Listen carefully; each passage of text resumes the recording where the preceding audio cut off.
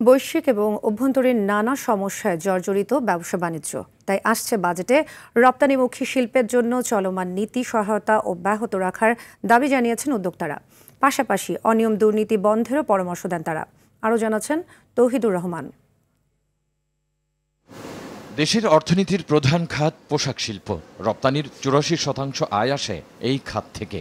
Bharat, Vietnam সহ বেশ কয়েকটি দেশের সরকার এসব দেশের পোশাক শিল্পে বিশেষ সুবিধা দিচ্ছে। প্রতিযোগিতায় টিকে থাকতে দেশের পোশাক শিল্পেও নীতি সহায়তা অব্যাহত থাকবে বলে আশা শিল্প উদ্যোক্তাদের। আমরা এত লো মার্জিনে কাজ করি, তারপর যদি আমাদের আভ্যন্তরীণ যে বিভিন্ন ধরনের কস্টগুলো যদি বেড়ে যায়, তো আমি মনে করি ব্যবসা বান্ধব হতে হবে।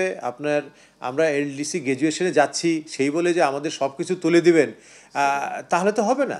শিল্প ও ব্যবসা টিকিয়ে রাখতে বাজেটে নীতি সহায়তা থাকবে বলে আশা করেন দেশের শীর্ষ উদ্যোক্তারা।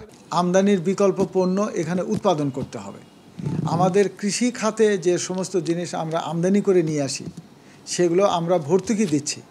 এই ব্যয় কমানোর জন্য এখানে উৎপাদনের যেগুলো সুযোগ আছে সেগুলো উৎপাদন করতে হবে। এনবিআর যে corporate tax, that is also very very high. এইগুলি যতক্ষণ পর্যন্ত না কমপ্লিট না করতে পারবে, ততক্ষণ পর্যন্ত বাংলাদেশের জন্য রিস্ক থেকে যাবে। ব্যবসা বাণিজ্যে দুর্নীতি কমাতে বাজেটে নীতি সহায়তা থাকবে বলেও আশা করেন শীর্ষ উদ্যোক্তারা। মানুষের জীবনমান উন্নয়ন হবে, একই সাথে দুর্নীতিও কমবে এবং ব্যবসা বাণিজ্য করার পথ সহজ হবে।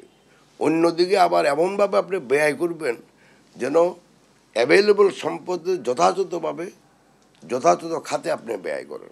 নিরবচ্ছিন্ন জ্বালানি নিশ্চিত করা এবং পণ্য সরবরাহ যথাযথ করার তাগিদ দেন তারা। তৌহিদুর রহমান, RTV, ঢাকা।